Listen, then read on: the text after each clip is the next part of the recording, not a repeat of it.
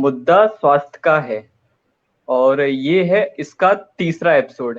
यहाँ पे हम लोग बात करने वाले हैं आपके स्वास्थ्य की और यहाँ पे रहेंगे केवल स्वास्थ्य के मुद्दे। और इसके लिए हमारे साथ हैं वैद्य आनंद पांडे जी, जो कि गंगा आयुर्वेदिक चिकित्सालय वाराणसी से हैं। और हमारे साथ हैं देश के प्रसिद्ध cancer surgeon doctor Anshuman Kumar ji, जो कि दिल्ली से जुड़ रहे हैं। तो हम लोगों ने पिछले एपिसोड में बात की थी कि लाइफस्टाइल रिलेटेड डिसऑर्डर क्या क्या रहते हैं, उनके बारे में हम लोगों ने डिटेल में डिस्कशन किया था, डिटेल में बातचीत की थी। तो इस एपिसोड में हम लोग बात करेंगे उनके निवारण की, कि किस प्रकार हम अपनी दिनचर्या यानी डेली रूटीन में हम लोग कौन कौन सी चीजें करते हैं, उनमें कुछ छोटे छोटे बदलाव करके हम लोग कैसे इन लाइफस्टाइल डिसऑर्डर से दूर रह सकते हैं। तो डॉक्टर अंशुमन जी, मैं आपसे पूछना चाहूंगा कि ऐसे दिनचर्या में कौन कौन सी चीजें रहती हैं जो हमारे लाइफस्टाइल डिसऑर्डर बनाती हैं और इनसे किस प्रकार हम निवारण पा सकते हैं। जी, इसके लिए सबसे पहले समझना जरूरी है कि सामान्य और स्वाभाविक जीवन शैली क्या है। उसी में जब बदलाव होता है तो बीमारी होती है। तो सामान्य और स्वाभाविक बड़ी दोनों चीजों को समझने की जरूरत है। Simple and natural. आज लोग कॉम्प्लेक्स एंड अननेचुरल की तरफ बढ़ रहे हैं।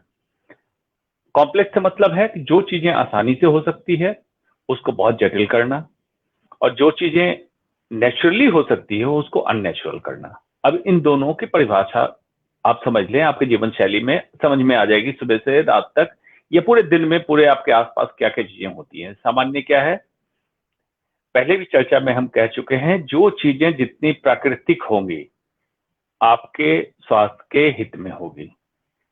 अगर प्रकृति ने बनाया है दिन जगने के लिए, रात सोने के लिए, तो दिन होने का मतलब होता है सूर्योदय और दिन ढलने का मतलब होता है सूर्यास्त।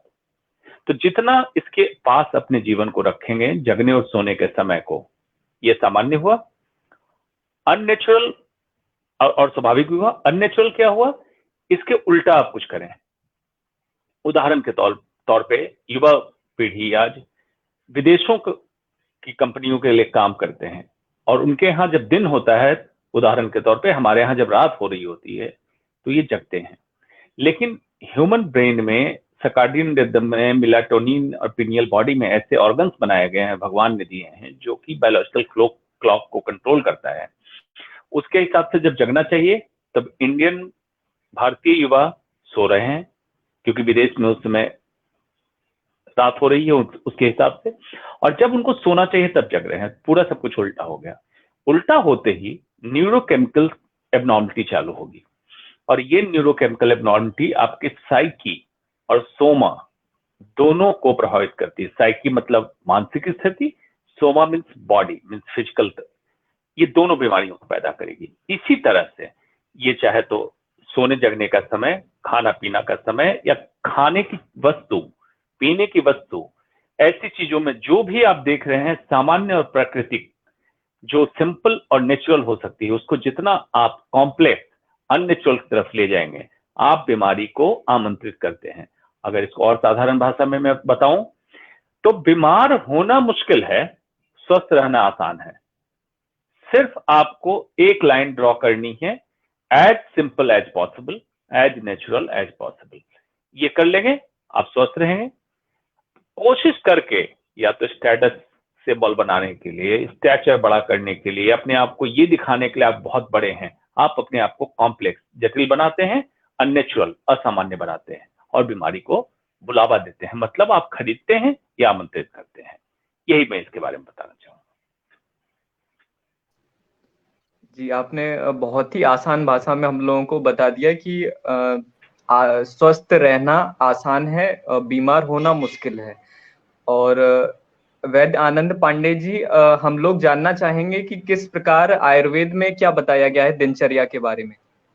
जी, मैं सर की ही बात को लेके शुरू करता हूँ। सर ने कहा कि स्वस्थ रहना आसान है और बीमार होना कठिन है, और सर ने ये भी कहा कि जितना हो सके उतना नेचुरल हो जाइए।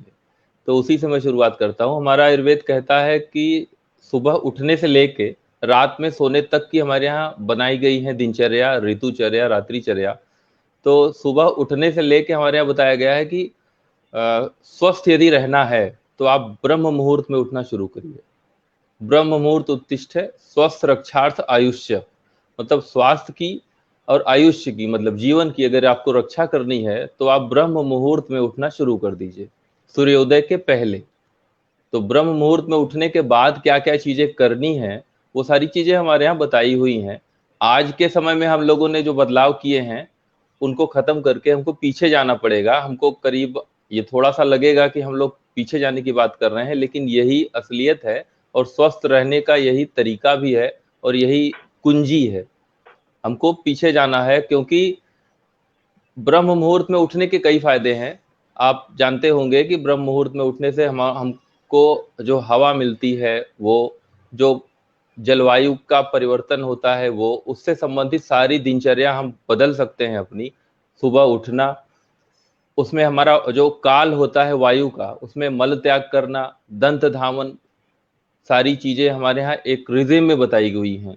उसके लिए हमारे यहाँ अलग अलग चीजें हैं कि लोग उठते हैं तो ब्रश करते हैं, पानी ढेर सारा पीते हैं, फिर जाते हैं वॉशरूम के लिए। ये हमारे आयुर्वेद के हिसाब से ये गलत है।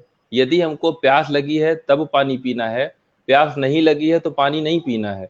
यदि हम इसलिए पानी पी लें कि हमको हमारा पेट साफ हो जाएगा या पेट साफ करने के लिए पानी पीना है, ऐसा भी नहीं करना है। और ब्रह्म मुहूर्त में उठने के लिए भी तरीके बताए हुए हैं कि ब्रह्म मुहूर्त में उन्हीं को उठना है जिनका रात का खाया हुआ भोजन पच गया हो। ऐसा नहीं है कि रात का भोजन न पचा हो और हम लोग ब्रह्म मुहूर्त में उठ जाएं, तो वो भी हमारे लिए एक रोग का कारण बन जाएगा। तो उसका भी हमको पहचान करनी चाहिए कि हमारा रात का खाया हुआ भोजन पच गया है, फिर हम ब्रह्म मुहूर्त में उठेंगे, अपनी दिनचर्या की शुरुआत करेंगे। उस दिनचर्या की शुरुआत में फिर चीजें होती हैं कि मल त्याग करना, ब्रश या फिर दातून करना, दंत धावन करना, जीभ साफ करना, कवल गंडूस, बाकी सारी चीजें होती हैं। ये हमारे यहाँ शुरुआत, दिन की शुरुआत इस तरह से हमारे यहाँ होती है। रात्रि के भोजन के लिए थोड़ा सा मैं बताना चाहूंगा कि कोशिश आप ये करिए कि रात का भोजन सूर्योदय के पहले कर लें तो सबसे अच्छा है, या फिर सोने से कम 2 घंटे पहले आप रात का भोजन करें और भोजन करने के बाद कम से कम 200 कदम टहलें, उसके बाद ही आप बैठें या बिस्तर पकड़ें। जी सूर्या जी। जी सर, आपने बहुत ही अच्छा बताया कि जिस प्रकार ब्रह्म मुहूर्त से लेके रात्रि तक कैसा हम लोगों को भोजन करना है और किस प्रकार की हम लोगों को दिनचर्या रखनी है। डॉक्टर अंशुमन जी, यहाँ से मैं थोड़ा टॉपिक से हटकर एक बात आपसे पूछना चाहूंगा कि जिस प्रकार आजकल आपने देखा होगा कि जोमेटो और कंपनियों का नाम नहीं लेना चाहिए, ऑनलाइन फूड ऑर्डर, ये एक प्रथा चालू हो रही है जिसमें हम लोगों को कोई ना खाना बनाने का परिश्रम करना पड़ता है और खाना लेने जाने भी नहीं पड़ता है। इसके बारे में आप क्या कहना चाहेंगे? देखिए, बात आपने बड़ी अच्छी उठाई है, लेकिन जो मैं जवाब दूंगा हो सकता है कई लोगों को बात मेरी बुरी लगे, लेकिन थोड़े दिन के लिए मेरी बात बुरी लगे। ये अच्छा होगा क्योंकि आपके स्वास्थ्य लाभ की बात मैं कहूंगा। जब आप अपने जीवन में उतारेंगे तो आपको अच्छा लगेगा। बात यह है कि जितना आप खा सकते हैं, जितना आप बना सकते हैं, उतना ही भोजन करें। अगर आप नहीं बना सकते हैं तो भोजन ना करें। कहने का क्या मतलब हुआ, तात्पर्य इससे क्या है, आप हो सकते हैं बहुत अमीर हो, कहीं से खाना खरीद सकते हो, लेकिन आपका अपना बनाया भोजन आपके मन, आपके स्वभाव, आपके रुचि के हिसाब से होगा। पहली बात, आप अपनी रुचि बदल सकते हैं मार्केट के ब्रांडिंग को, मार्केट के एडवर्टीजमेंट को देख के कि आपको सर्टेन पिज्जा या सर्टेन पैक्ड फूड, जैसा सूर्या ने कहा, आप मंगवाने लगे हो, आपने आदत डेवलप कर ली हो, या आप सोच रहे हो कि ये अच्छा होता होगा। पहले भी मैंने चर्चा में बताया है कि 3 रसोई का नाम मैं बताता हूं, भगवान की रसोई, इंसान की रसोई, शैतान की रसोई। भगवान की रसोई मैं उसे मानता हूं प्रकृति में उत्पन्न कोई भी फल, फूल, साग, सब्जियां जो आप एज इट इज यथावत खा सकते हैं, नेचुरली खा सकते हैं, वो भगवान की रसोई है।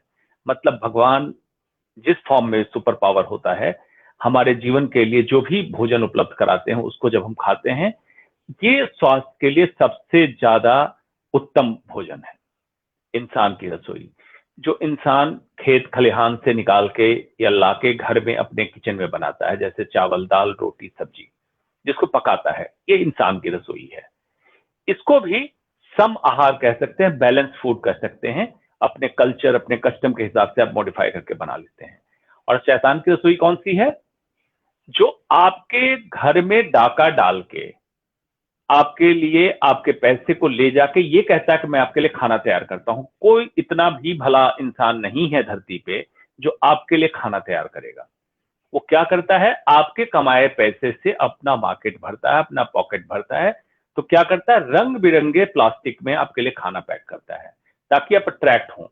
फिजिक्स के फोटोमेट्री सिद्धांत को अगर समझेंगे तो उन रंगों का इस्तेमाल पैकेट फूड पे ज्यादा किया जाता है जो आपको आकर्षित करता है। जैसे भारत में नीला रंग, लाल रंग, ये आकर्षित करता है। तो उन पैकेट पे जरूर देखें कि किन रंगों का इस्तेमाल किया है। रंग से कोई मतलब नहीं है, सिर्फ आपका आकर्षण बढ़ाने के लिए।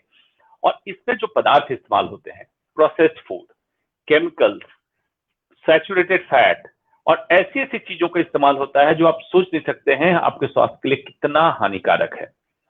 पैक्ड होकर आपके घर पहुंचा, फर्मेंटेड फूड होता है, आपके डाइजेशन में प्रॉब्लम होती है। स्लोली आपका इंटेस्टाइन और सारा सिस्टम उसके हिसाब से एडेप्ट कर लेता है और आप उस फूड के आदी हो जाते हैं। मतलब एक तरह से आपको एडिक्ट कराया जाता है और धीरे धीरे आपके पैसे को अपने घर में ले जाते हैं। तो मतलब एक तरह का डाका डालना हो। इसलिए मैं कहता हूं शैतान की रसोई। क्यों? आपका पैसा भी ले लिया और आपको बीमार भी बना दिया। तो शैतान की रसोई का खाना नहीं खाना है। ये एक आप अपने दिनचर्या, अपने जीवन का हिस्सा बना लीजिए कि खाना उतना ही खाना है जितना आपके लिए उपलब्ध है और जितना खाना आप बना सकते हैं। स्वयं पकाएं, बहुत अच्छा। नहीं तो घर के आपके सदस्य खाना पकाते हैं, उतना ही खाना खाइए जितना आप के घर में पकता हो, पका सकते हैं। बाहर का खाना ना खाएं।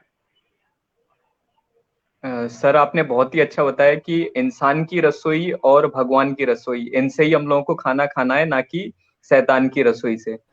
वैद्य आनंद जी, मैं भी आपसे सेम प्रश्न पूछना चाहूंगा कि इसके बारे में आयुर्वेद क्या कहता है कि जिस प्रकार का हम लोगों का इस समय आहार का सेवन हम लोग कर रहे हैं उससे क्या परिणाम होता है? इसके बारे में आयुर्वेद दो चीजें कहता है। एक तो ये ग्राम्याहार में आता है, दूसरे ये विरुद्ध आहार में आता है। ग्राम्याहार से हमारी सारी धातुएं, चाहे हमारे धातुएं हो चाहे उपधातुएं, धातुओं मतलब हमारे रस, रक्त, मांस, मेद, अस्थि, मज्जा और शुक्र, चाहे उपधातुएं जैसे नख हैं, नाखून हैं, बाल हैं, त्वचा है, इन सब पे बड़ा बुरा प्रभाव पड़ता है। ग्राम्याहार का छोटा सा उदाहरण मैं आपको देके बताऊंगा। जैसे ये पैक्ड फूड में नमकीन मिलती है या फिर चिप्स मिलते हैं या फिर कई तरीके के, मैं नाम नहीं लेना चाहूंगा, उनसे हमारी त्वचा, हमारे बाल, इन सब पे इतना बुरा प्रभाव पड़ता है कि बच्चों के बाल सफेद होना शुरू हो जाते हैं और बच्चों में कई सारे स्किन के रोग, मुहासे आना या फिर जो है फफोले पड़ना, फोड़े हो जाना। ये कई पेशेंट हमारे यहाँ ऐसे आते हैं जिनको हिस्ट्री लेने पे पता चलता है कि ये सबसे ज्यादा फला ब्रांड का जो है चिप्स खाता है या फला ब्रांड का जो है सबसे ज्यादा ये नमकीन खाता है बच्चा। आज के समय में एक फैशन चला हुआ है मोमोज का, वो इतना घातक है कि आपकी आंतों में जाके वो उनका सड़ा हुआ जो वो मैदा होता है वो चिपकता है और कई तरीके के कुष्ठ रोग का हेतु होता है, कारण होता है। चाहे अब विरुद्ध आहार की बात मैं थोड़ी सी करूंगा, रात में दही के साथ वो सारी चीजें लेते हैं जो हमारे यहाँ बना बनाया वो पैक्ड फूड आता है वो, या फिर चाहे पिज्जा हो गया, बर्गर हो गया, उसमें जो भी चीजें डली होती हैं उन सबको हमारा आयुर्वेद ग्राम्य आहार कहता है। उसमें क्षार डला होता है, अम्ल डला होता है, पुराने फर्मेंटेड उसमें मैदे होते हैं। ये सारी चीजें आयुर्वेद के हिसाब से भी उतनी ही घातक है जितना मॉडर्न साइंस कहता है। ये सारे बड़े रोगों का सबसे बड़ा कारण है, चाहे वो त्वचा के रोग हो या कैंसर हो या लीवर के रोग हो। आज के समय में 50% मरीज तो हमारे यहाँ यूएसजी की रिपोर्ट जो लेके आते हैं फैटी लीवर ग्रेड 1 या फैटी लीवर ग्रेड 2 के साथ आते हैं। ये उनका हिस्ट्री लेने पे पता चलता है कि उन्होंने जो है कोल्ड ड्रिंक या फिर उन्होंने पिज्जा या बर्गर या मैदे का सामान बना हुआ ज्यादा मात्रा में सेवन किया हुआ है और उनको लगता है कि वो पैक्ड फूड खा रहे हैं तो वो सबसे सुरक्षित है। तो वो मैं बताना चाहूंगा आज इस माध्यम से कि वो सबसे ज्यादा घातक है। जैसा सर ने कहा कि आप भगवान की रसोई और इंसान की रसोई तक ही सीमित रहिए, आप शैतान की रसोई में मत जाइए, क्योंकि वो शैतान आपको भोजन तो दे रहा है लेकिन वो भोजन नहीं दे रहा है, वो जहर दे रहा है और आपकी जेब भी ढीली कर रहा है। तो आप रोग भी ले रहे हैं, जहर भी ले रहे हैं। अभी आप खाना उनसे लेने में खर्च कर रहे हैं, फिर आप दवा कराने में खर्च करेंगे। हमारे इस प्रोग्राम का उद्देश्य ही यही है कि आप बीमार न हो, और क्या करने पे आप बीमार नहीं होंगे और क्या न करने पे आप बीमार नहीं होंगे, हम उन सबको बताने के लिए ही यहाँ पे बैठे हुए हैं।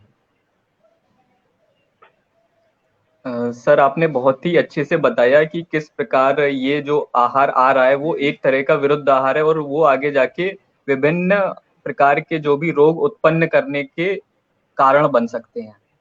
और डॉक्टर अंशुमान जी, मैं आपसे एक प्रश्न पूछना चाहूंगा। ये प्रश्न आया है अंबर सक्सेना का।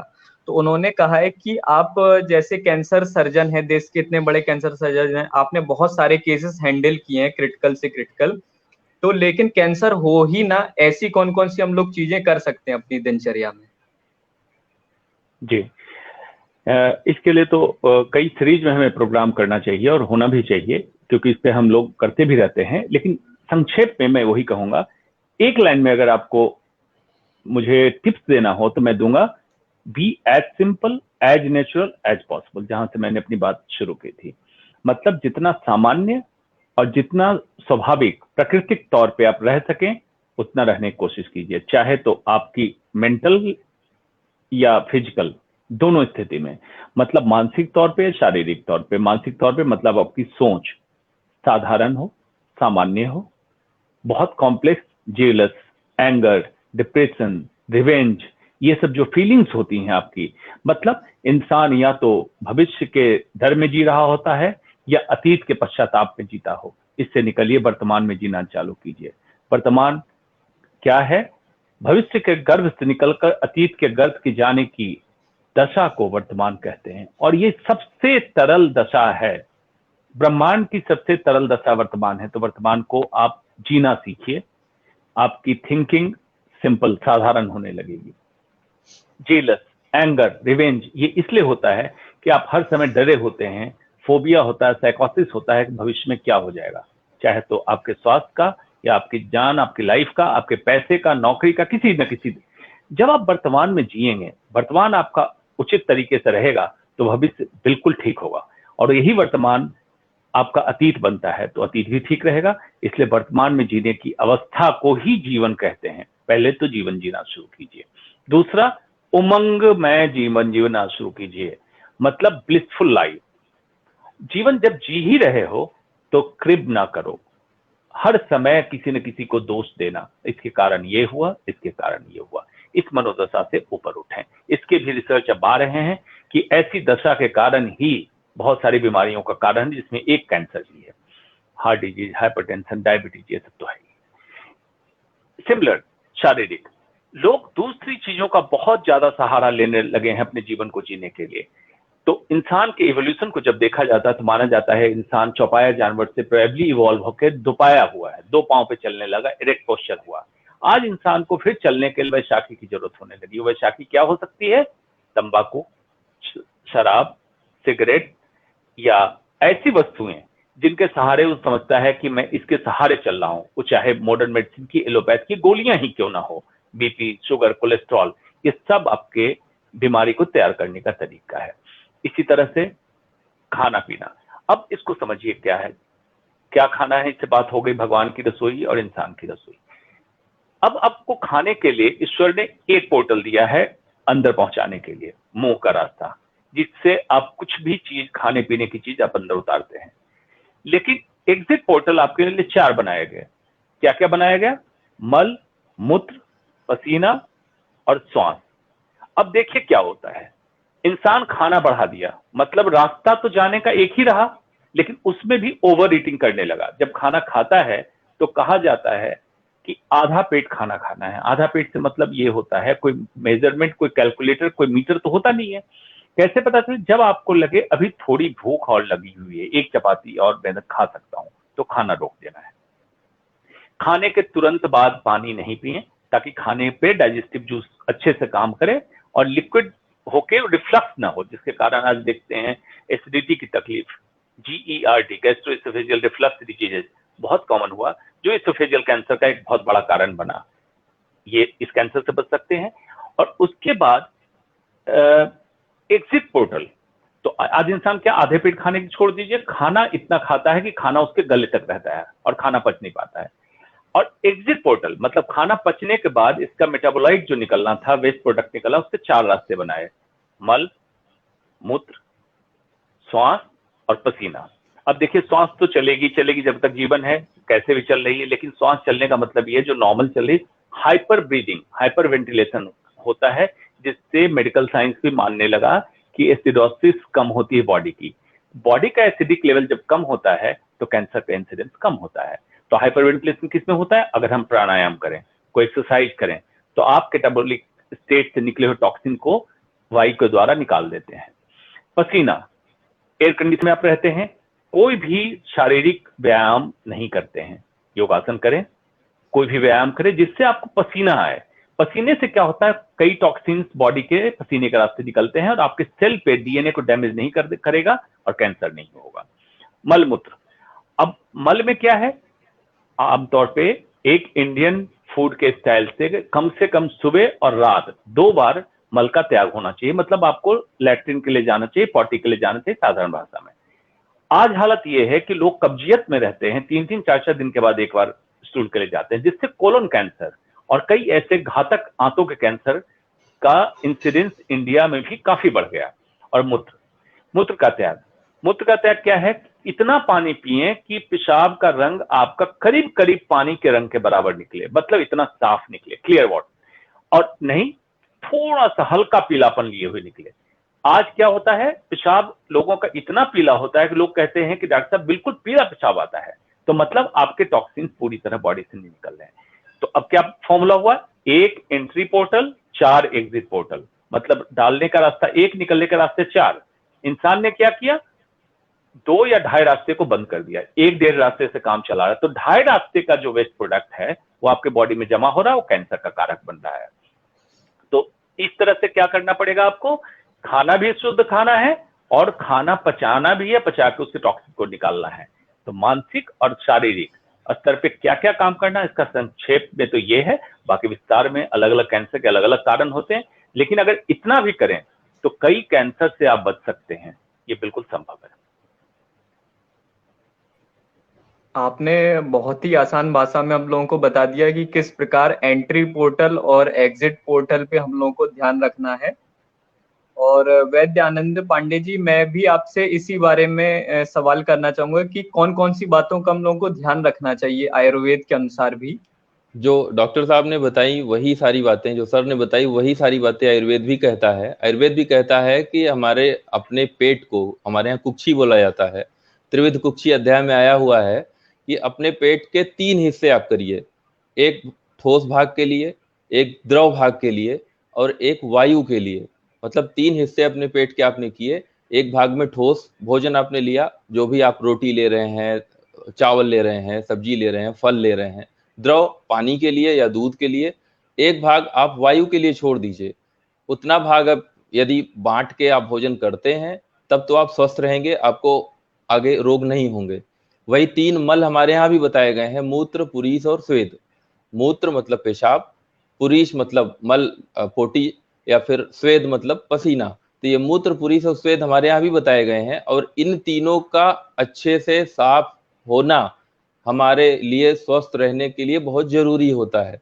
आज पसीना न हो उसके लिए बहुत सारे डिओड्रेंट हैं या फिर टेल्कम पाउडर हैं, वो पसीनों को न आने दे बाहर, ऐसा होता है। उससे भी मैंने देखा है कई सारे रोग होते हैं, स्किन के रोग कई सारे लोग लेके आते हैं, तो हिस्ट्री लेने में पता चलता है कि वो फला टेल्कम पाउडर लगाता था इसलिए ऐसा हो गया।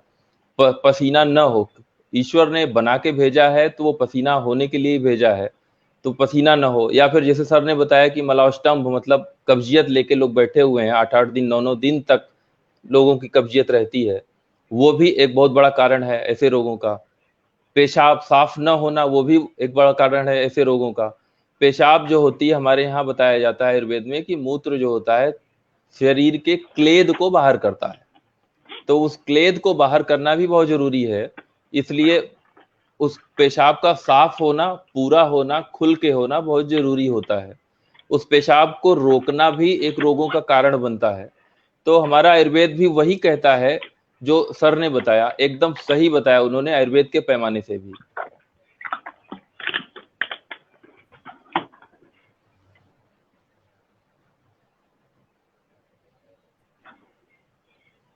सर आपने भी बहुत ही अच्छे से बताया कि किस प्रकार आयुर्वेद भी उसी बातों को सही ठहराता है जो कि सर ने मॉडर्न साइंस की तरफ से रखी। और यहाँ पे एक प्रश्न आया है गार्गी गौतम जी का, खाने का समय हो लेकिन भूख ना हो तो क्या हमें आहार का सेवन करना चाहिए? डॉक्टर अंशुमान जी। जी, पहले तो देखिए, अभी तक वैद्य सूर्या आपने देखा कि जो बात हम लोग इतने समय से कह रहे हैं, एलोपैथ और आयुर्वेद का सामंजस्य, आज तक आप इतिहास को उठा के देख लीजिए, आज तक की बात मैं कह रहा हूं, आज तक सिर्फ लड़ाई हुई है, modern medicine versus Ayurveda, modern medicine versus homeopath. कोई कहता है हमारा पैथ बढ़िया, कोई कहता है हमारा पैथ बढ़िया। हमने यहां साबित करके दिखा दिया कि सामंजस्य संभव है। मतलब मॉडर्न मेडिसिन भी वही कहता है जो आयुर्वेद कहता है। इसका मतलब क्या हुआ? इसका मतलब यह हुआ कि अगर ह्यूमन बॉडी है, फिजियोलॉजी सेम होगी, एनाटॉमी सेम होगी, सारी पैथी सेम बात कहेगी। आयुर्वेद एक शाश्वत सनातन परंपरा का हिस्सा है, इसलिए मॉडर्न मेडिसिन में हम लोग जो भी करते हैं हम उसे कहते हैं रिसर्च। मतलब हम दोबारा ढूंढ रहे हैं, कहीं से ढूंढ के ला रहे हो, कहीं तो होगा। इसीलिए मैं कहता हूं कि आयुर्वेद और एलोपैथ का सामंजस्य संभव है।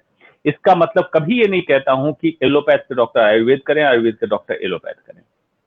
सामंजस्य मतलब आपको एक एम के लिए काम करना है, स्वस्थ समाज और सुखी समाज।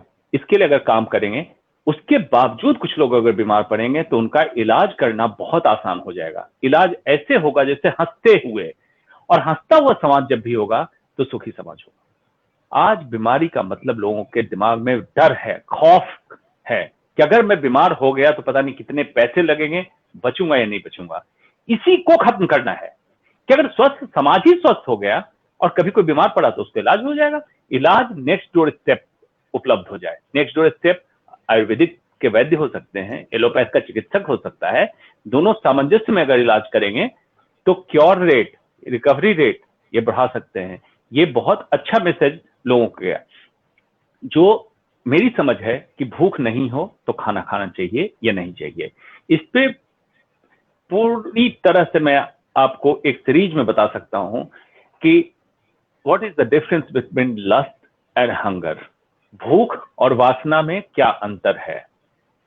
भूख की पूरी एक सर्किट है जो ब्रेन से होते हुए स्टमक में आती है, जो हमें प्रेरित करती है खाना खाओ। और कैसे आप अंतर करेंगे कि आपको भूख है या वासना है? उदाहरण अब समझिए, आप ऑफिस में हैं, आपको भूख नहीं लगी हुई थी, आप गुजर रहे थे, पिज्जा की खुशबू आपको आई, आपने उठा के एक स्लाइस पिज्जा का खा लिया, ये आपकी भूख नहीं थी, वासना है। समोसे की खुशबू आई, क्रॉस कर रहे थे, आपने समोसा खा लिया, ये वासना है, भूख नहीं है। भूख फिर किसको कहेंगे? जब हंगर सेंटर ब्रेन का आपको क्रेविंग देता है कि खाना दो, मुझे भूख लगी है। इसको मैं उदाहरण के तहत कैसे समझाता हूं? इश्क न देखे जात कुजात, नींद न देखे टूटी खाट, भूख न देखे जूठी भात, उसको कहते हैं भूख। मतलब अगर सही भूख लगी हुई तो आपको ये नहीं पता चलेगा कि ये खाना जूठा है या क्या है, आप खाना खाएंगे। अगर ऐसी भूख लगी तभी खाना खाएं। कोई जरूरी नहीं है कि ओवर ईटिंग करें, उससे ओबेसिटी के बाद हार्ट डिजीज, हाइपरटेंशन, डायबिटीज और कैंसर जैसी बीमारियां होती है, इसलिए ओवर ईटिंग ना करें। There is certain system in the body जिसको क्लॉक कहते हैं, कुछ लोग सर्किट कहते हैं, सर्कल कहते हैं। मेडिकल साइंस, न्यूरोफिजियोलॉजी, न्यूरोएनाटॉमी आए दिन रिसर्च करके निकाल रहा है कि ईश्वर प्रदत्त हमारे अंदर कितने सर्किट दिए हुए हैं जो ऑटो रेगुलेट करता है, आपको सिग्नल देता है। लेकिन जब जब आपने उस सिग्नल को तोड़ा, जैसे रेड लाइट को जंप किया, तो फाइन तो देना पड़ेगा। आज आप जंप करके भाग के जाएंगे कहां? कल बीमार होंगे, फाइन अस्पताल को पहुंचा देंगे आप। यहां भी ट्रैफिक पुलिस लगा हुआ, ऑटो रेगुलेटेड ट्रैफिक पुलिस है।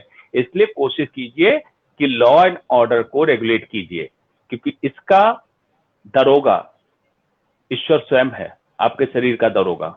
वो फाइन जब लेगा तो बड़े अच्छे तरीके से फाइन ले लेगा। इसलिए इस रेड लाइट को जंप मत कीजिए जब सिग्नल आपको मिले तो।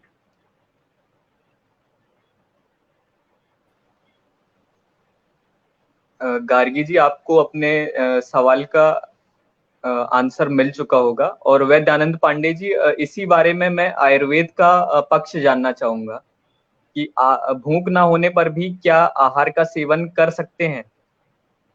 भूख न होने पे आहार का सेवन का मतलब होता है कि भूख नहीं है, मतलब पिछला खाना खाया हुआ भोजन अभी पचा नहीं है ठीक से, और पिछला खाया हुआ भोजन नहीं पचा है मतलब उस अवस्था को हमारे यहाँ अजीर्ण बोला जाता है।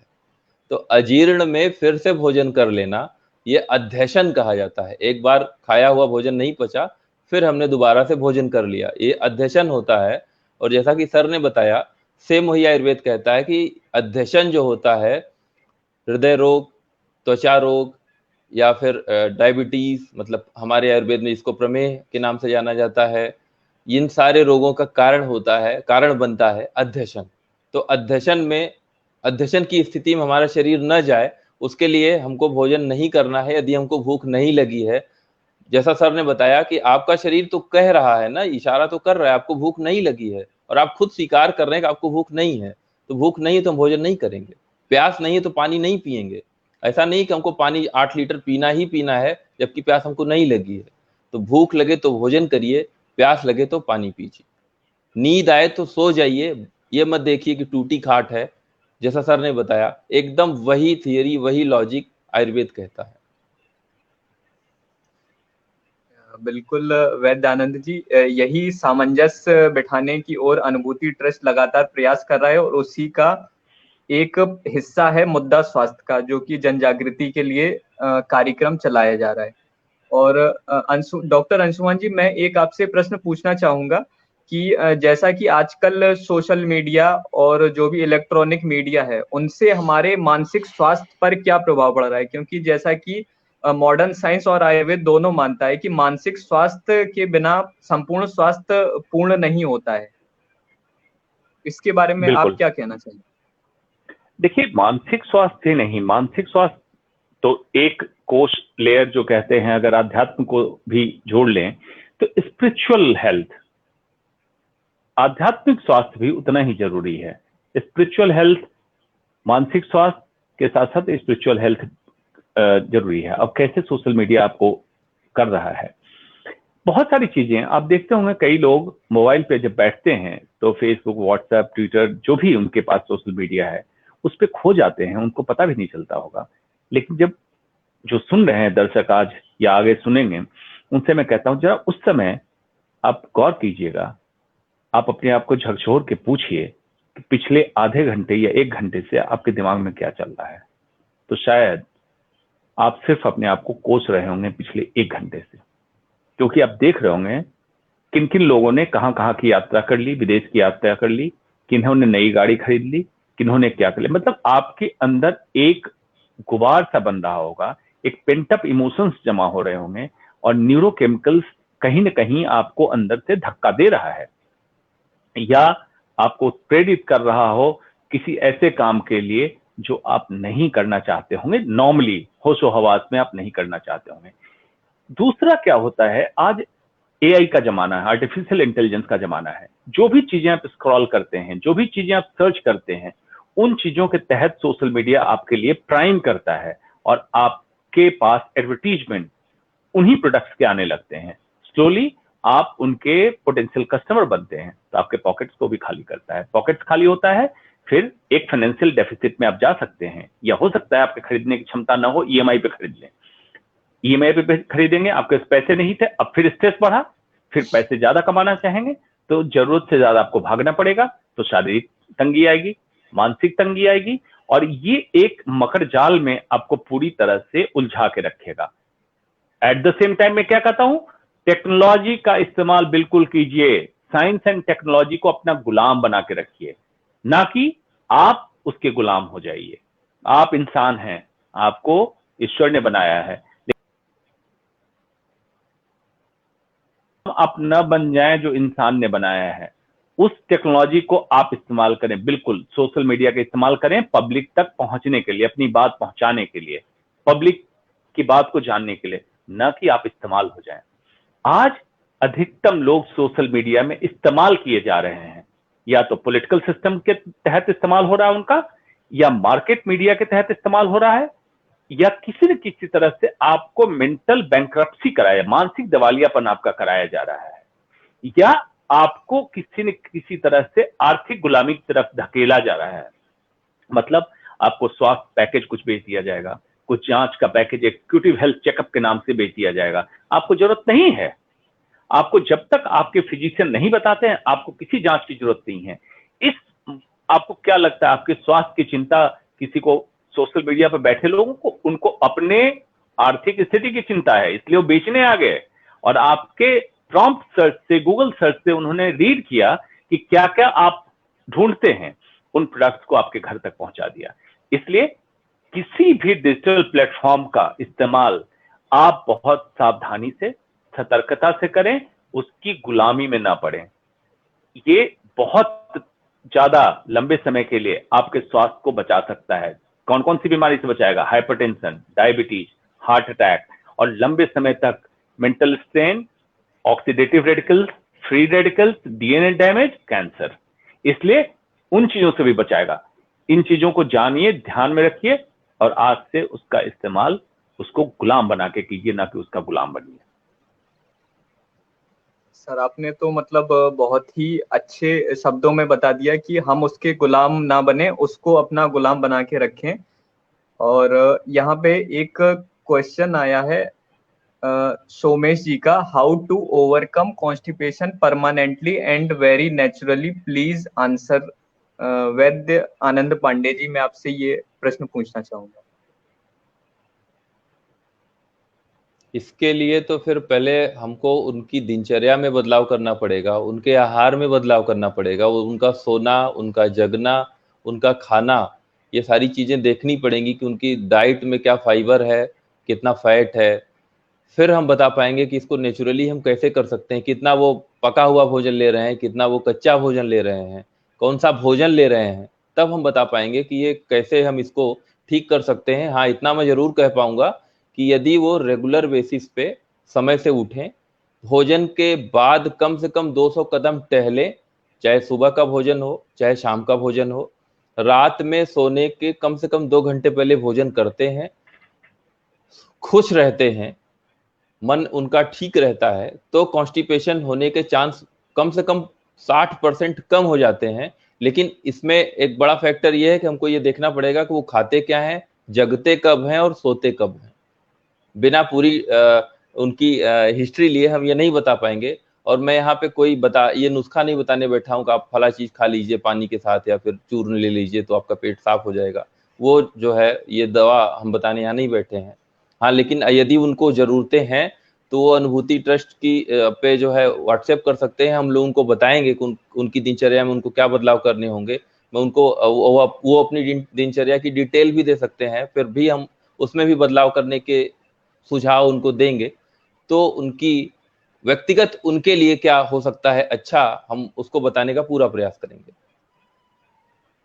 बिल्कुल। ये और आनंद जी ने बड़ी अच्छी बात कही कि पर्सनलाइज्ड मेडिसिन, आज जमाना इसी का आया है। पर्सनलाइज्ड मेडिसिन मॉडर्न साइंस भी मानता है कि ओवर द काउंटर मेडिसिन ना लें, कहीं भी गूगल सर्च करके कोई भी इलाज ना करें, बहुत घातक हो सकता है। और मुझे जान के बड़ी खुशी हुई कि आयुर्वेद भी यही मानता है, पर्सनलाइज्ड मेडिसिन की थ्योरी, कि आपके रूटीन क्यों कब्ज हुआ, इस पे पहले कारण को पकड़ो, उसके बाद निवारण की बात करो, और ये पर्सन स्पेसिफिक हो। मतलब इनके लिए क्या उपयुक्त होगा ये जानकर। तो अच्छी बात है, ये बहुत अच्छी बात हो रही है कि आयुर्वेद भी मान रहा है कि ओवर द काउंटर मेडिसिन नहीं लेना चाहिए, घातक हो सकता है। और खास करके भगवाधारी का ओवर द काउंटर मेडिसिन तो मैंने सुना है कि उसमें तो टॉक्सिन्स और बहुत ज्यादा जहरीले कुछ तत्व भी मिलाए जाते हैं, तो इसलिए उन चीजों से बचें आप लोग। बिल्कुल। और सोमेश जी से मैं यहाँ पे कहना चाहूंगा कि अगर आपको अपना पर्सनलाइज्ड मेडिसिन चाहिए तो आप अनुभूति ट्रस्ट को व्हाट्सएप कर सकते हैं, जहां से हम आपका पूरा डिटेल केस हिस्ट्री लेंगे, उसके बाद ही कोई आपको मेडिसिन प्रिस्क्राइब की जा सकती है। सुनीता अग्रवाल जी का एक क्वेश्चन आया है, how to prevent overeating due to anxiety. Doctor Anshuman ji. जी, इनका सवाल बिल्कुल उपयुक्त है। एंजाइटी इटसेल्फ एक कारण है ओवर ईटिंग का और मोटापे का। तो पहले समझना है एंजाइटी क्या होता है, क्यों ओवर ईटिंग उसमें हो जाता है। देखिए, कहीं ना कहीं दमित भावना, दमित इच्छा आपकी एंजाइटी बन के निकलती है। जैसे आमतौर पे ओवर ईटिंग लड़कियों में, महिलाओं में ज्यादा देखा जाता है। कभी किसी ने सोचा भी नहीं होगा ऐसा क्यों। एक छोटी बच्ची जब बड़ी होने लगती है तो उसका भाई, उसका बाप, उसकी माँ, उसकी बहन, उसकी दादी, उसकी नानी, हर कोई उसको टीचिंग और लेसन देने को तैयार है। ऐसे चलो, ऐसे बोलो, ऐसे करो, ऐसे करो, मतलब उसकी सारी चीजों को दबाया जाता है। अब बच्चों, लड़कों को क्या कहा जाता है? बेटों को, ये तो बेटा है, करेगा। अनुशासित जीवन अलग है और दमित जीवन अलग है। मतलब किसी भी तरह से दमन करना किसी भी इच्छा का उपयुक्त नहीं है। तो क्या तरीका है? एनर्जी को चैनलाइज करना। बच्चा बच्चा होता है, एक बच्ची डेवलप होगी फीमेल लीनिएज पे, एक लड़का डेवलप होगा मेल लीनिएज पे। तो लड़का जब डेवलप होगा, हिस्ट पुस्ट बनेगा, मस्कुलर बॉडी बनेगी, उसमें एक एग्रेशन होगा, एक रोष होगा। लड़कियां बनेगी, नरम स्वभाव की बनेगी, ममत्व आएगा उसके अंदर, मार्मिक इच्छा होगी, अलग लीनिएज पे जाएगी। तो इसको पहले तो बचपन से अपने घर में ये फिलॉसफी चेंज कीजिए कि लड़कियों को अलग डेवलप होना, लड़कों को अलग। ये नेचर ही अलग किए हुए है। तो पहले तो लड़की को लड़का, लड़के को लड़की ना बनाए और लड़की को बेवजह ना दबाएं, पहली बात। दूसरी बात, जब लड़की फिर शादी हो जाती है तो फिर लड़की में सबसे बड़ा जो बदलाव आता है, अब तो शादी हो गई, अब मुझे फिगर अच्छे रख के क्या करना है। अब इसको दूसरी तरह से समझिए, सुंदर रहना शादी के लिए जरूरी नहीं है, आपको स्वस्थ रहने के लिए जरूरी है। मतलब आपका फिट रहना आपको स्वस्थ रखने के लिए जरूरी है। तो सबसे पहले क्या होता है, फिर अपने ससुराल के हिसाब से लड़कियां एडेप्ट करने लगती, फिर इच्छाओं का दमन, फिर उनकी मानसिक स्तर पे बहुत सारी चीजों को रोकना पड़ता है। उसमें क्या है, इसका बड़ा है नेचुरल तरीका है, न लड़ने की जरूरत है। आप नई जगह हैं और आपके लिए एक नई जगह है, ये नए लोग हैं, उनमें किस तरह से स्वभावतः आप मिल जाएं, क्योंकि आपका नया घर है। न कि अपने आप को दबाएं, न किसी के विरोध में आए। उससे क्या होता है, एंग्जाइटी लेवल बढ़ता है। एंग्जाइटी क्या है? डिस स्कैटर्ड एनर्जी लेवल है। मतलब एनर्जी को अगर हम माने कि मानसिक ऊर्जा होती है, उसको अगर चैनलाइज करें तो ये बहुत प्रोग्रेसिव होता है, बहुत पॉजिटिव काम होता है। और ये बिल्कुल डिफ्यूज हो जाए, जैसे इस तरह से हर तरफ फैल जाए, तो ये किसी काम का नहीं होता है, ये एंग्जाइटी क्रिएट करता है। एंग्जाइटी क्या है? Discordance between mental and physical balance. मतलब मानसिक और शारीरिक में तालमेल नहीं बैठ रहा है। तो शरीर कुछ करना चाह रहा है, मन कुछ करना चाह रहा है। इसी को कॉम्पनसेट करने के लिए इंसान क्या कहता है, इच्छा तो दमित है, तो कहता है कहीं ना कहीं तो मैं निकालूंगा। तो कुछ लोगों को आप देखते होंगे दांत कटकटाने की आदत हो जाती है, सोते हुए में दांत कटकटाते हैं रात को, वो एंग्जाइटी के पेशेंट होते हैं।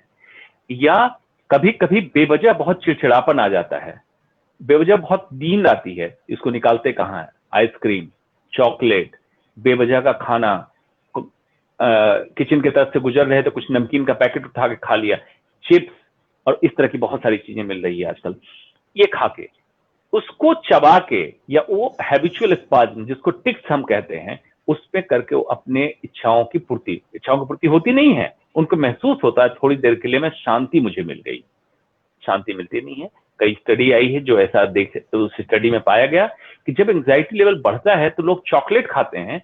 चॉकलेट की क्रेविंग क्यों होती है कि चॉकलेट से थोड़ी देर के लिए एंग्जाइटी डाउन हो जाती है, ऐसा न्यूरो रिसेप्टर काम करता है, लेकिन टेम्पररी है और स्लोली ये आपके आदत में बन जाता है। अब इसी चीज को और आगे चलें, ईटिंग की बात हुई, जिन जिन लोगों को एंग्जाइटी की प्रॉब्लम है या स्ट्रेस की प्रॉब्लम है, आप उन्हीं से पूछिए कि सबसे ज्यादा सिगरेट कब पीते हैं। तो जब तनाव बढ़ जाता है तो सिगरेट पीने लगते हैं, तनाव बढ़ जाता है तो गुटखा चबाने लगते हैं। तो गुटखे को चबा के दांत में रगड़ के वो अपनी जो इच्छा थी, अपनी जो कुंठा थी, उसको निकाल देते हैं और कहते हैं मेरी एंग्जाइटी कम हो जाती है सिगरेट पीने से, गुटखा पीने से। उससे भी आगे चलिए तो शराब पी लेते हैं। तो थोड़ी देर के लिए उनको महसूस जरूर होता है कि मुझे अच्छा लगा, लेकिन अच्छा नहीं लगा, उसमें इच्छा को दबा दिया, अच्छा नहीं लगा। ये पूरी तरह से ये सारी चीजें जो है आपकी एंग्जाइटी को खत्म नहीं करती है, जमा करके रखती है और बैंक बैलेंस होता जाता है। और लेकिन जब ये एंग्जाइटी एक दिन निकलेगा तो सूद के साथ, इंटरेस्ट के साथ आपके स्वास्थ्य में निकलेगा। पहला, मोटापा, polycystic ovarian disease, endometrial cancer, ovarian cancer, hypertension, heart disease, prostate cancer, colon cancer, मतलब मैं लिस्ट गिनाने लगूं अगर मेडिकल की बीमारियों की, तो इससे रिलेटेड अनगिनत एंडलेस लिस्ट ऑफ बीमारियां आ जाएगी। तो क्या करना है, अब तो मैंने बता दिया समस्या, और इस समस्या में आप और उलझ गए होंगे सुनते सुनते। अब देखिए समाधान कितना है। Again, be as simple as possible, be as natural as possible. मानिए स्वभावतः हर इंसान अच्छे भाव में रहना चाहता है, कोई किसी से लड़ना नहीं चाहता स्वभावतः। आप बेवजह अपने आप को प्रूव करने में लगे रहते हैं कि मैं कुछ हूं। पहले इसको खत्म कीजिए, मैं को खत्म कर दीजिए। आप कुछ नहीं है, आप संचालित चालित एक मूर्ति हैं जिसका संचालन किसी और के हाथ में हो, सुपर पावर है। आप कुछ नहीं है। आप मैं को पहले हटाइए और मिल जाइए। योग उसी को कहते हैं, मिल जाइए जो आपको संचालित कर रहा है, उसको संचालित करने दीजिए। इसका मतलब अकर्मण्य नहीं होना है, आपको काम करना है। काम आपसे करा लिया जाएगा। आप छोड़ के देखिए तो एक दिन कि मैं नहीं करूंगा, देखता हूं कि आप अपनी सांस को तो 2 मिनट रोक नहीं सकते हैं, कौन से काम को आप रोक सकते हैं? आपके अगर इतनी ताकत है तो अपनी सांस को 2 मिनट रोक के दिखा दीजिए, तो आप काम नहीं रोक पाएंगे, अकर्मण्य नहीं हो पाएंगे। आप छोड़ दीजिए, आपसे काम करा लिया जाएगा। दूसरा, ये जो सोचते हैं उसने मेरे साथ ऐसा कर दिया, तो उसने किया ना, आपने नहीं किया, तो आप क्यों बेचैन है? उदाहरण के तौर पे आपके पास कोई गिफ्ट लेके आता है, आप गिफ्ट नहीं लेते हैं, तो क्या करेगा इंसान? गिफ्ट अपना ले जाएगा वापस। तो कोई आपको अगर गाली देने आया, आप मत लीजिए उसकी गाली वो लेके जाएगा वापस। आप अपने स्वभाव को बदलिए, एंग्जाइटी कम हो जाएगी। एंग्जाइटी कम हो जाएगी, chocolate, chips, ice cream, biscuit, over eating, शराब, गुटखा, सिगरेट सब बंद हो जाएगा आपका। बड़ा सिंपल फॉर्मूला है। अगर समझने की कोशिश करते हैं तो आप जुड़िए कार्यक्रम से। आपको ऐसे ऐसे तरीके बता दूंगा कि आपके जीवन से सारे वेस्ट प्रोडक्ट जो हैं आपके जंक बॉक्स में डले हुए सब निकल जाएंगे, और आप एक बिल्कुल transformed person, all together transformed, एक बिल्कुल रूपांतरित व्यक्ति निकल के आएंगे। और आप ही अपने अतीत के जीवन को जाके देखेंगे, मैं क्या जीवन जी रहा था, अब कितना बेहतर जीवन, उत्तम जीवन में जी रहा हूं या जी रही हूं। इतना मैं कहना चाहूंगा एंग्जाइटी के बारे में। बिल्कुल सर, और प्रोग्राम की स्टार्टिंग वाली ही बात मुझे फिर से ध्यान आ रही है कि स्वस्थ रहना आसान है और रोगी होना मुश्किल है, और यही हम लोगों को ले जाता है अच्छे स्वास्थ्य की ओर। वैद्यानंद पांडे जी, एक क्वेश्चन आया है रजनीश शर्मा जी का, अगर किसी मरीज को कैंसर हो जाए तो उसको आयुर्वेद के मुताबिक किस प्रकार का आहार ग्रहण करना होगा? इसके लिए तो हमको ये देखना होगा कि उनको कैंसर कहाँ का है, स्पेसिफिक करके तभी हम बता पाएंगे। लेकिन मैं उनको बताना चाहूँगा, आयुर्वेद के चश्मे से अगर देखा जाए तो दूध, मतलब गाय का दूध, जो भी अनाज लेते हैं उसमें किसी भी तरीके का कोई इनऑर्गेनिक फर्टिलाइजर न डला हो, सारे उसमें जो भी खादें डली हो ऑर्गेनिक डली हो।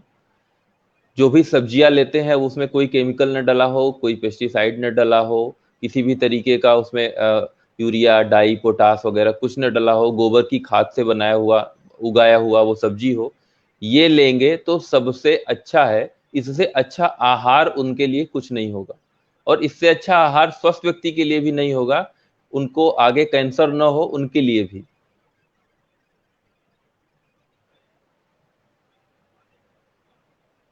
बहुत बहुत धन्यवाद सर। और यहाँ पे हम लोग कार्यक्रम के अंतिम मोड़ की ओर आ गए। डॉक्टर अंशुमन, आप कुछ अंत में कुछ बोलना चाहते हैं, कोई मैसेज देना चाहते हैं हम लोगों के व्यूअर्स को? देखिए, मैं ये बताना चाहूंगा, अभी जो सवाल आया था उसी के सिलसिले में कि वैद्य जी ने बिल्कुल सही बात कही कि आपके कैंसर स्पेसिफिक इलाज क्या हुआ, उसके हिसाब से आपकी डाइट चार्ट हो तो उपयुक्त होगा। फिर वही बात आ जाती है पर्सनलाइज मेडिसिन की, पर्सनलाइज ट्रीटमेंट की। लेकिन कुछ ज्ञान व्हाट्सएप यूनिवर्सिटी और फेसबुक यूनिवर्सिटी पे बंट रही है, उसके चक्कर में मत पड़िएगा, जिसमें बहुत सारी चीजें चलती है। कैंसर शुगर पे सरवाइव करता है तो ऐसा ना करें, ये ना करें, वो ना करें, उन चीजों पे कोई तथ्य नहीं है। तथ्य के साथ आप चाहते हैं तो अनुभूति ट्रस्ट पे आप अपनी गुजारिश रखिए, अपना संदेश भेजिए, वहां से आपको मदद दी जाएगी, या जिस चिकित्सक के संपर्क में है उनसे स्पेसिफिक क्वेश्चन का जवाब लीजिए, बेहतर होगा। दूसरा जो मैं सबसे इंपॉर्टेंट बताना चाहता हूं, वाकई मैक्सिमम बीमारियां प्रिवेंटेबल है। बहुत सारी बीमारियां ऐसी हैं जो नहीं हम होने दे सकते हैं, हमारा एम उस पे है। और सेकेंडरी रोल है, अगर बीमारी हो जाए तो चिकित्सक या वैद्य उसका इलाज कर देगा। जन जागरण का पूरा उद्देश्य यही है कि जब तक जन भागीदारी नहीं होगी, जब तक आप नहीं जुड़ेंगे, जब तक आपको फायदा नहीं दिखेगा, तो कैसे आप समझेंगे कि इस बात में सच्चाई है। वाकई बीमार होना बहुत मुश्किल है, स्वस्थ रहना बहुत आसान है। आप करके तो देखिए, कुछ दिनों के लिए कीजिए। इसमें ऐसी कोई चीज हम नहीं बताते हैं जो हमारा ना कोई आउटलेट है, ना प्रोडक्ट है जो हम बेचेंगे आपके पास। हम कुछ चीजें ऐसी बताएंगे जो आपको हो सकता है कुछ पैसे बचा दे। उन पैसों को गुल्लक में जमा कर लीजिएगा और साल के अंतिम में देखिएगा कि हमारे कुछ निर्देश से आपके कितने पैसे बचे। उसके बाद आपको अंदाजा लग जाएगा कि आपका जीवन कितना सरल और सुखद हो गया। उस पर फिर आगे चर्चा करते रहेंगे।